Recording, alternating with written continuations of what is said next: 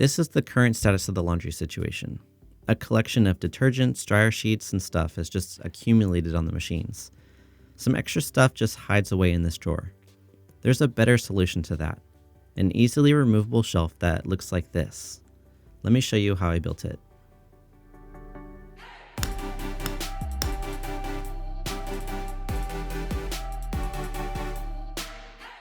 I started by measuring out the space I had to work with. The washer on the left is a top loader, so the opening of the lid limits how far out the shelf can go. The thing about this shelf is it has to be removable. All of the utilities behind the units need to be accessible. The left edge of the shelf will rest on a support attached to the wall.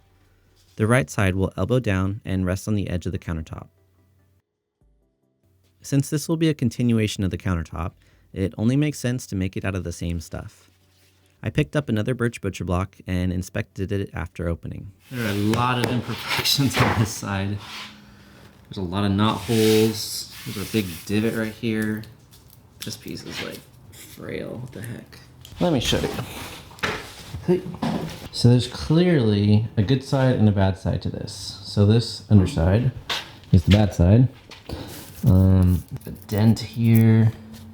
There's all these knot holes. Got a bunch of these little things all over the place. Here, here, here. And then if you feel, there's like kind of a big divot right here. And this piece is like, I don't know, it's like, feels fragile. If we lift it up, you take a look at the other side. This is gonna be the top. This looks really good. Nice and clean. I don't see any knot holes. So they must kind of keep that in mind when they put this thing together.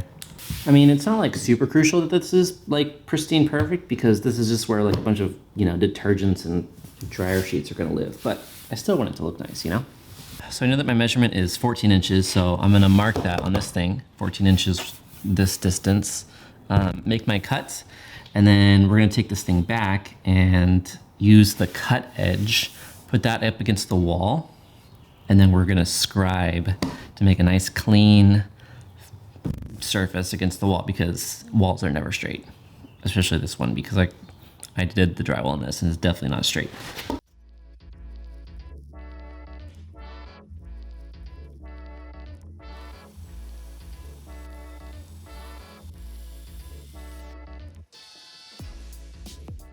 When I first brought the slimmed down board to the mudroom, it was too long to put in place because of the sink faucet.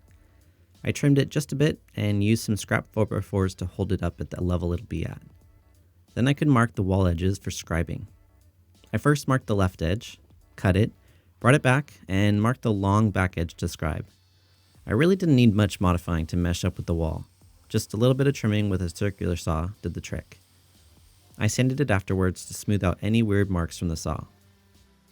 I brought it in once more to check the scribe, then measured for final cuts, both the length of the horizontal and the height of the vertical pieces. All right, so here's our board, and then we have our lines. The first line on the left is where I'll cut this way, and then our second line on the right is where I'll cut this way, and then we can piece those two together. It'll make it like that, and like that. And so this part can then live right here and be the vertical. And then this line here, we'll just cut it straight. There we go. That's how I'll put this thing together.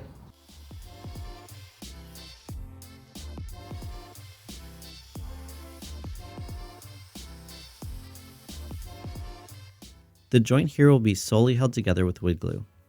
I used a square to make sure the joint was at a perfect 90. During the glue up, I learned that my cuts weren't quite 45 degrees, probably more like 44 or 43 degrees. So the point has a bit of a gap. It's all good though because we'll fill that in later. I use tape to hold everything in place while the glue dries. So it's been quite a bit of time. I think it's been a week or so. I haven't touched this in a week. It's just been sitting here. So this joint is definitely like glued solid. There's no messing with it, but I need to clean up this edge because it just didn't come out quite cleanly. Not because I didn't glue it right, but because the cuts were off. They weren't quite 45s. But yeah, look at this little glue puddle down there. I'm glad I put the tape down because that definitely prevented this glue from just like sticking to the workbench.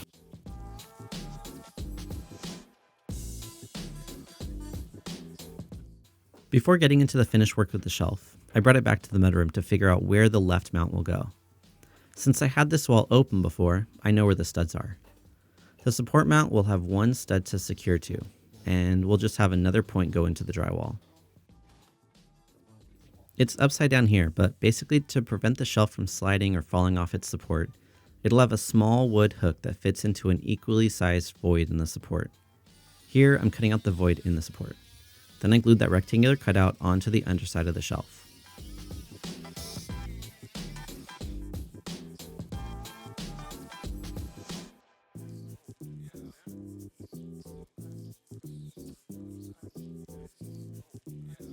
I cut the void in the support piece a bit larger just so there's a bit more breathing room. Next up, I cleaned up the excess wood glue from the inside corner, then worked on filling the gap on the outside of the corner. If you mix up dust from your material with wood glue, you can make your own wood filler that will stain practically the same.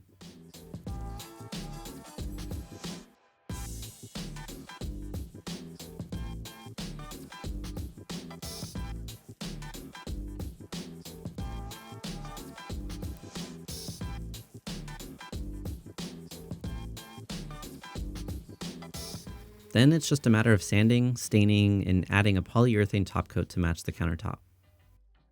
So here's our piece that's going to attach to the wall, and it's going to attach on this edge. See, so if it's against the wall and we're going into a 2x4, kind of like that, and there'll be a 1/2 inch space for the drywall.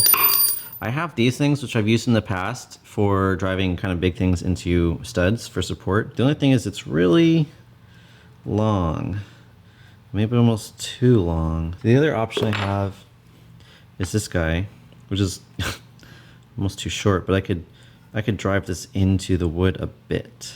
Kind of want to use the long one. The thing is, where my location is, I really only have one stud to go into, and everything else is going to be into, like the other side will be supported by just like drywall, and they won't even grip at all if it's like that. So I'll just go with this guy. And I'll sink it a bit. I'll sink it like halfway, almost. Yeah, let's do that. Sink it halfway.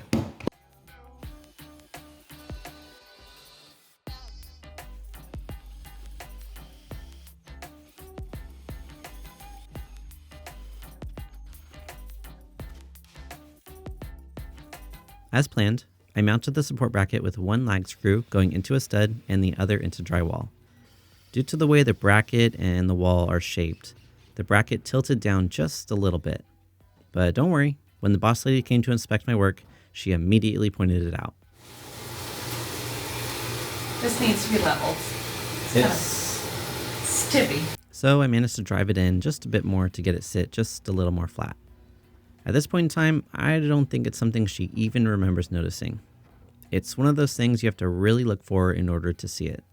I also added some felt to the waterfall side so it won't scrape on the countertop.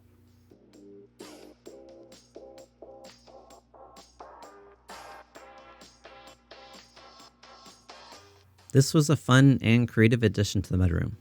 It makes the room much more functional while hiding some of the ugly yet important things about a utility room. It blends really well with the countertop and will hopefully prevent anything from falling behind the washer dryer. Only time will tell. Okay, that's it for now. See ya.